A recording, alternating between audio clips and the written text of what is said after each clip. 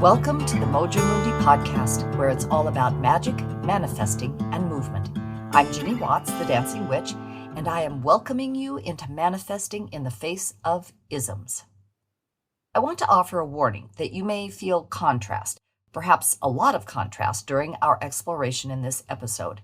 I invite you to take your time, honor the contrast, continue to explore, allowing yourself to find equanimity in this conversation. As a child, one of my favorite movies was To Kill a Mockingbird, based on Harper Lee's book of the same name. I eventually read the book in high school and found it even more powerful and compelling than the movie, not just because the book is almost always better than the movie, but also because I understood more about the formidable and insidious nature of racism.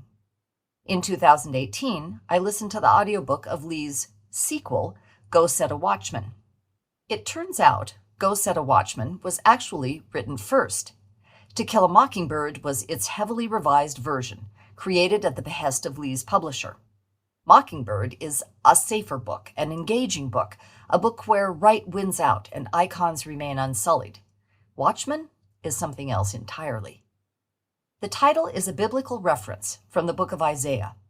The watchman is a metaphor for a moral compass, an internal guardian that keeps us from choosing the wrong path. Lee, however, looks deeply into the complexities of identifying the quote-unquote wrong versus quote-unquote right path when painfully divided cultures coincide. Lee shines a spotlight on the woefully simplistic reasoning that we often rely on in the face of issues that are frightening, overwhelming, and challenging. Lee's protagonist, Jean Louise Scout Finch, herself a burgeoning watchman, awakens to the painful truth that the people of her hometown, including her revered father, Atticus, would rather justify continuing on a path that is truly at odds with their spirituality and their purported values than grapple with the truths that exist outside of stereotypes, ignorance, and social conformity. Like some of the characters in her hometown, Scout has grown up blind to the truths of racism playing out every day. Her father, Atticus, while publicly sidestepping discussion of inequality, racial violence, and the consequences of segregation, quietly embraces his bigoted beliefs and practices, hiding his racism behind firmly closed doors among the dealings of influential men. Other characters proudly declare their racism, defiantly challenging anyone to question the path they are treading. Perhaps most poignant for me is the scene of grown-up Scout, ready to slip comfortably back into the Black culture that she felt safe in as a child. Now, an adult, white woman, she stands on one side of a chasm, looking with wrenching grief across to the woman who raised her, a Black woman, battered and hardened by the racism that is present from her small rural hometown all the way to the hallowed halls of the federal government that fails to protect her and those whom she loves from segregation, oppression, violence, and death at the hands of her neighbors. Here is Scout's awakening, coming face to face with her complete ignorance of the true meaning of existence for people she experienced as family, completely oblivious to the alternate US of A in which they live. In order to hear the warnings of her watchman, in order to become the watchman for the community that is her past and for the world that is her future, Scout must come to terms with unwanted realities.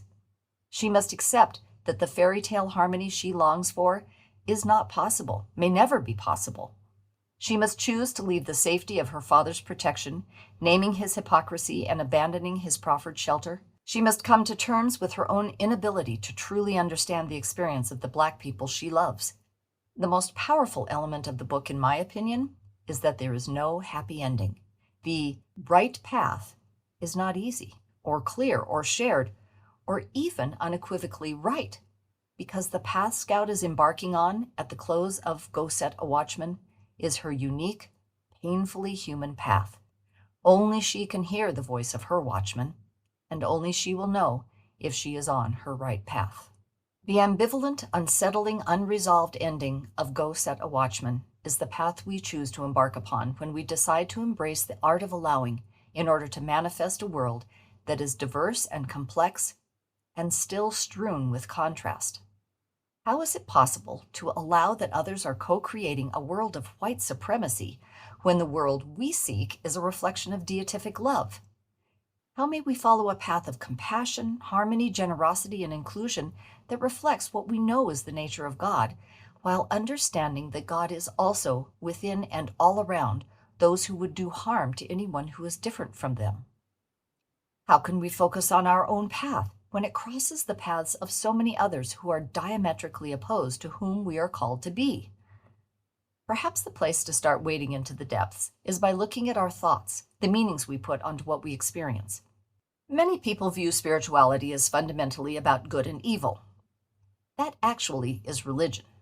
Spirituality is about deity and spirit, about God, Goddess, the Tao, Allah, Creator. The coincidentia oppositorum is that deity is all things. Goddess, God, is what all things flow from. That means that deity encompasses both good and evil and goes beyond both. Good and evil exist as human experiences. I can say this with confidence because I see that the sun shines on everything. Weeds, roses, butterflies, spiders, mice, hawks, sinners, saints, those we love and those we despise. Even in the darkest depths of the ocean, the sun's effects are present. Even beyond the reaches of Earth's atmosphere, the sun shines, and it does not differentiate based on any measure of good or evil when it spreads its gifts across the face of the earth. To the mouse, the hawk is the bringer of fear and death. To the spider, the butterfly is sustenance to hold off starvation. That pernicious weed, the dandelion, provides a powerful source of vitamins, minerals, antioxidants, and anti-inflammatories in the most radiant sunshine yellow blossoms, deep green leaves, and sturdy roots. Not to mention that dandelions are the earliest source of sustenance for pollinators in the spring and a source of food for birds and mammals throughout the summer and fall. The elegant, fragrant, tender rose is covered in tenacious thorns that can cause painful scratches and punctures. What we label as good or evil depends upon our perspective from our place as humans, spirit in physical form. When we assign our own views to God or Goddess, we are blinding ourselves to the truth. Everything is of Creator, flows from Creator, returns to Creator, is beloved by Creator. It is our experience of contrast that brings the dichotomy of good and evil into the picture. Here comes another coincidentia oppositorum, another simultaneous combining of two seemingly mutually exclusive realities.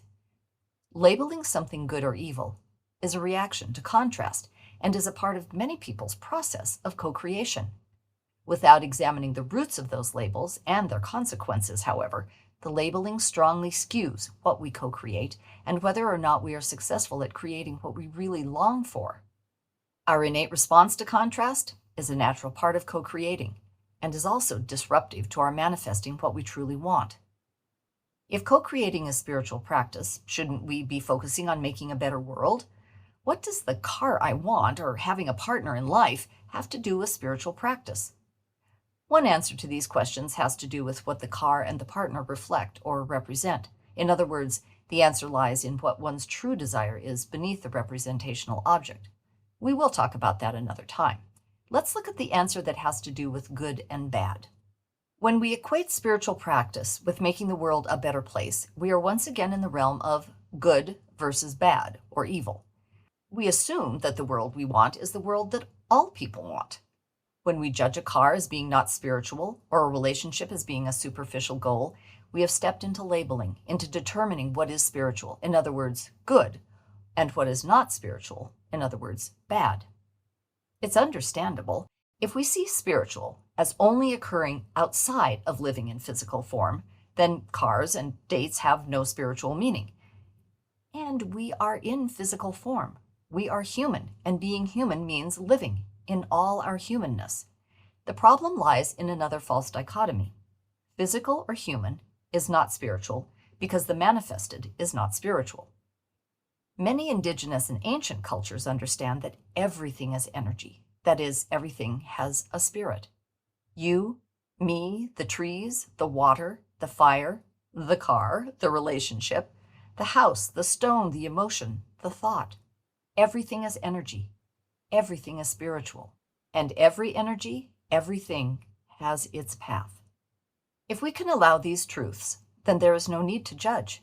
Instead of criticizing ourselves for wanting to manifest a new car, we can ask ourselves questions that reflect the spiritual nature of all actions.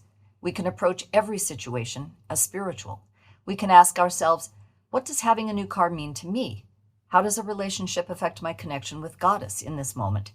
What about the car or the companionship harmonizes with my relationship with Allah? Are my intentions and actions feeling connected to my whole self, spirit, thought, body, emotion, creativity, and so on? If there is disharmony or disconnection, what is the message for me? Here is the first step to manifesting in the face of isms. Allow that good and evil are subjective rather than truths that reflect the mind of the Tao. And as a corollary, allow that we, in human form, cannot know the mind of God. Ever. Even when we receive communication from deity, we can only understand that communication within the limits of our human consciousness, and we are only receiving that communication for ourselves. How we act based on that communication may benefit many or none. Either way, the communication is for us alone as we move forward on our unique path, just as the manifestation is our spiritual co-creation and our unique journey. Perhaps you recognize the quote, "He that is without sin among you, let him first cast a stone at her," from John chapter 8, verse 7 in the King James Version of the Bible. Or the quote, "Why do you look at the speck of sawdust in your brother's eye and pay no attention to the plank in your own eye?" from Matthew chapter 7, verse 3 of the New International Version of the Bible. Jesus' teachings exemplify the message of tending to one's own path. In physics, special relativity and general relativity express the application of allowing in the physical world. The Buddhist concepts of non-judgment and non-attachment are ways to conceptualize allowing good and evil to be relative, of allowing others their paths with Creator. The intellectual understanding of allowing for relativity doesn't make enacting the allowing easy. When we humans love, it is difficult to allow suffering, to allow inequality, to allow hate, to allow harm. Again, here is a coincidentia oppositorum. How can we be loving and allow all that is not loving? The struggle is both one of words and also of feeling. Capital L love is God, Goddess, deity. Capital L love is not just unconditional, it is beyond conditional. Lowercase l love is our powerful human experience of spiritual connection to others and to deity. When we connect with others, it is natural that we experience pain on their behalf. I remember watching a YouTube video of Esther Hicks channeling the Abraham at an Abraham Hicks event. A man had been chosen to talk with the Abraham. He sat on a stool, speaking into a microphone, and asked about the suffering in Africa, the famine, war, human trafficking, torture. He was obviously in great pain and turmoil. He clearly believed in the teachings of the Abraham as channeled through Hicks. At the same time, he could not understand the idea that people are manifesting their own suffering, nor could he understand how his desire to manifest a world without suffering wasn't happening, or perhaps why the Abraham weren't instructing all of us to be working together to manifest the end of suffering.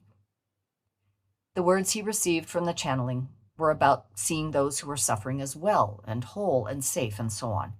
I could see on his face that the answer was not enough. There were no words offered that helped him to get from his horror and helplessness to a viable path moving forward.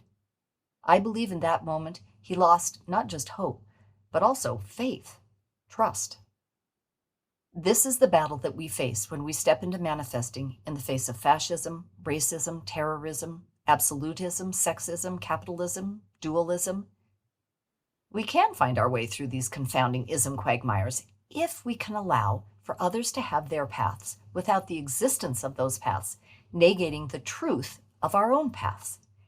If we can allow that contrast happens as an integral contributor to co-creation. If we can allow our grief about the contrast, allow our own pain, our own disappointment that we are not the single force for good in the world. If we can allow trust in Creator, who is simultaneously capital L love and also the co-creator of contrast. First, we allow the contrast of the outcomes of the isms. We honor our sadness, our pain, our experience of the contrast. Then we ask, what is it we want instead? We allow that what we want is for the isms to be abolished. We allow that contrast, including the isms, is a natural part of co-creating and of creation itself. Then we focus on what we can control. We can choose to live radiating peace and generosity, sharing resources, being a part of another's path, when our presence is co-created with another's presence. We can reach out to anyone who is in harmony with our intentions so that we can combine our actions with theirs. Most importantly, we can recognize that the isms are all born from fear, and we can offer our human love to the energies themselves and to the people who hang on to the isms with white knuckles and eyes squeezed shut. That is, we can allow the isms to play out without contributing our energy to them. When we fear the isms and their proponents, we have given them our energy and attention. Our attention becomes the shaper of our intention. We become a part of the fear, and we lose awareness of capital L love. In that moment, we have stepped out of allowing. I want to be honest. When I am in the groove of allowing, it is so peaceful, so relieving, so energizing and supporting.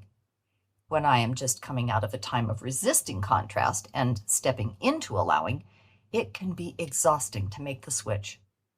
While allowing gets easier with practice, part of the reality of contrast is that it always takes some new form, one that catches me by surprise so that I don't even realize I'm in the contrast until I'm deeply entrenched in resistance.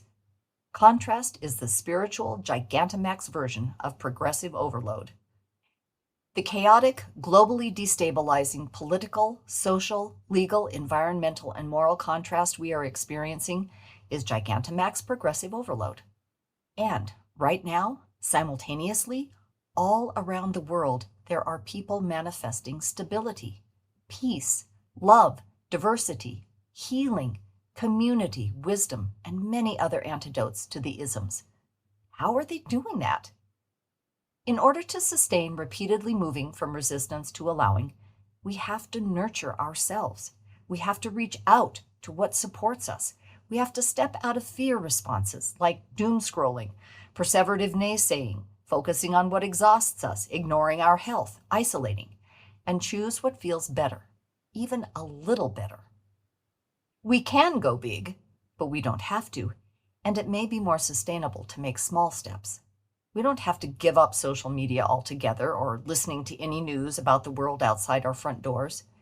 We can choose to find a comedian who gives us the current events with humor, clarity, and a good belly laugh. We can choose one Instagram account that offers regular doses of events that reflect kindness and constructive actions. We can find an action that feels doable and has immediate, concrete, positive consequences. We can go to the no-kill shelter and walk the dogs or clean cat cages. When we tell ourselves it won't make a difference in the big scheme of things, we can ask what will make a difference in my tiny circle and do that. We can add at least one thing to our to-do lists that is fun and replenishing. Sunbathing, soaking our feet, talking to someone who makes us giggle, sinking into cat snuggling for an extra few minutes before we get up to do the next item on the list. We can recognize our efforts made to get to bed on time or make a salad as better than health insurance, because they are. We can choose to connect with others who are nurturing and harmonious with us, even if we aren't the best company today. In the face of daunting reality, I want to remind us all that manifesting is magic. It's miraculous. It goes beyond the physical world. Manifesting brings the inexhaustible, unlimited potential and the physical into conjunction.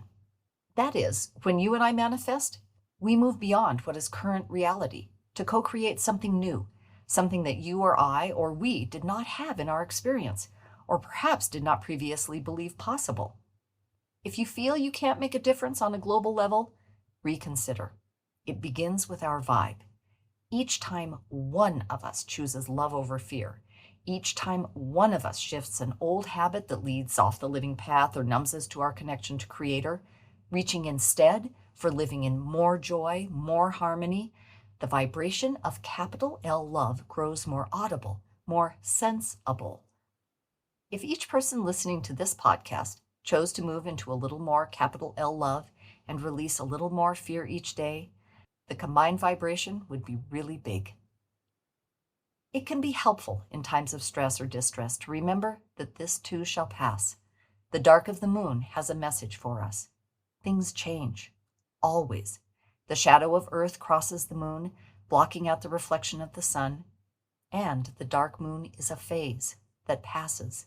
Our actions on Earth are not meant to shift any cosmic balance of dark and light, and they can deeply impact creation on Earth. It's up to us what the impact will be. If you are feeling depleted, worn out by what feels like unrelenting struggle to allow all that is, I am holding a dedicated space just for you to rest, reinvigorate, and then explore your next steps. Connect with me to ignite your inner wisdom and light the way forward on your living path. You can reach me via my website or email, or on Facebook or Instagram at Caravan of Dreams MT. Our music is used by permission of the artist, Sean Phoenix. Thank you, Sean. And thank you to Bozeman Public Library for the Workbench Sound Studio located in beautiful downtown Bozeman, Montana. If you would like to learn more about allowing and how to find your unique style of manifesting, please visit my website, caravanofdreamsmt.com, or email me at dancingwitchmt@gmail.com. This is Ginny Watts, the Dancing Witch. Till next time, blessed be.